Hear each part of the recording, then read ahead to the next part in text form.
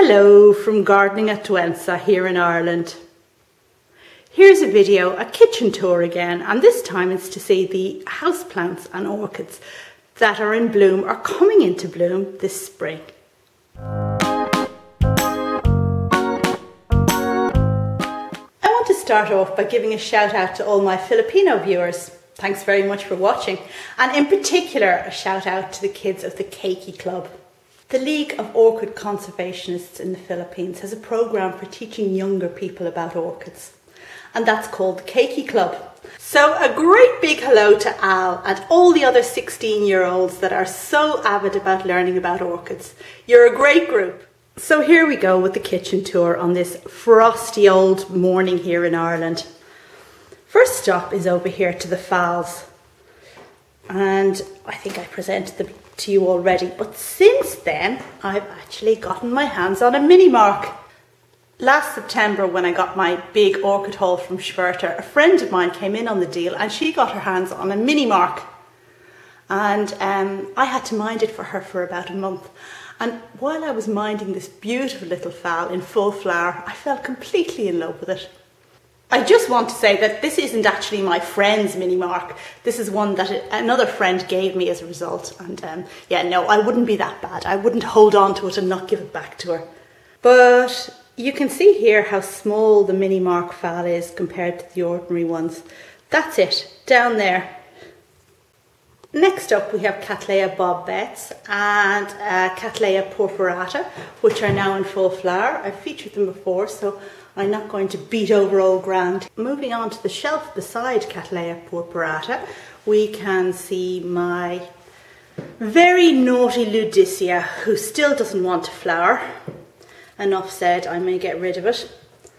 And we have an Oncidium type, Bartley Schwartz, which is just coming into flower.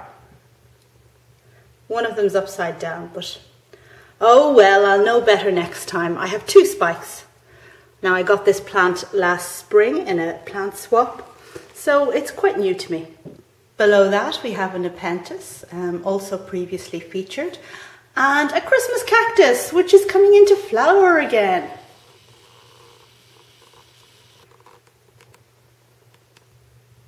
And moving away from the Christmas cactus, we come to one of my Vanda orchids.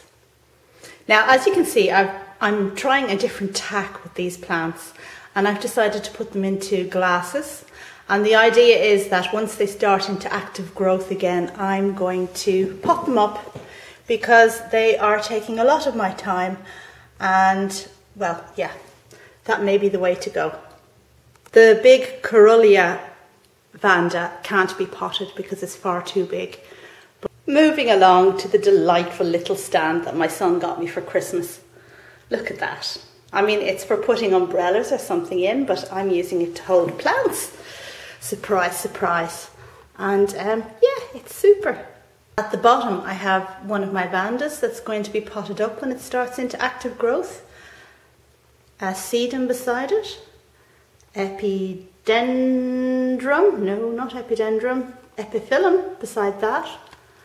And up here, the first of the peonies. A precocious little one called Steve James Plum Perfection. It's the beginning of peony season, and I will be potting mine up soon. So there is to be a video about potting peonies that I'll bring out soon. And above the peony is my Oncidium. This is a white one with a beautiful scent. And it takes such a very, very, very long time to come into flower. My goodness. But it has a lot of buds. There's going to be a magnificent flowering this year. Well, I hope anyway. In the middle of this shelf here, we have a Primula obconica. Look, isn't it a sweetie? The obconica species isn't hardy at all, so this is definitely a house plant. I saw it in a garden centre one day when I was feeling so sorry for myself. I'd had a really lousy day, and I just couldn't resist, because nothing cheers me up as much as new plants. And below the primrose we have a few paths. On the left we have a complex American hybrid with no name, because these ones never have a name apparently. And it's got 2 spikes this year. That one's going to open. And where's the other one? Where's the other one? So exciting. There we go. It's never had 2 spikes before. But obviously it's the year of the 2 spike path for me, because look at my Maudie eye. There's 2 spikes coming in that as well. And above the primrose we have a little kind of succulent corner. Of interest here is this gorgeous echeveria behind it. Look at that. I featured this one before in a video about succulents, old and new. And the history of this is that I got it, 2 years ago. It was given to me by Helen Dillon when I visited her garden. And anyone who knows Ireland knows that Helen Dillon is really our top gardener, so I was very honoured to be given this. When I saw it first, I thought it was an aeonium because, you know, well, it looks like an aeonium, but actually it's an echeveria, Compton Carousel, and it's a lovely one. Now, I'm a bit concerned by the fact that the rosette is elongating, because that usually means it's going to flower. And since I only have 1 rosette, flowering would be a disaster. I did have 2 other baby rosettes that grow on the side, but I removed them and gave them to my friends. So I hope mine doesn't die, because I'll be begging for a replacement from from one of the friends that I gave those little babies to. And here we are at the very top. I've hung the Hoya over here, and it just cascades down. It's just finished flowering. I wish I could have shown you the flowers, but well, we're just too late. Well, today I thought we'd venture over to the other side of the kitchen. Yes, rooms are big, aren't they? And have a look at the orchids I have on this south-facing windowsill. At the top here we have the Nepenthes. All the way over, 3 big ones there and a little one over there. And hanging up is the Stanhopeia I got last autumn.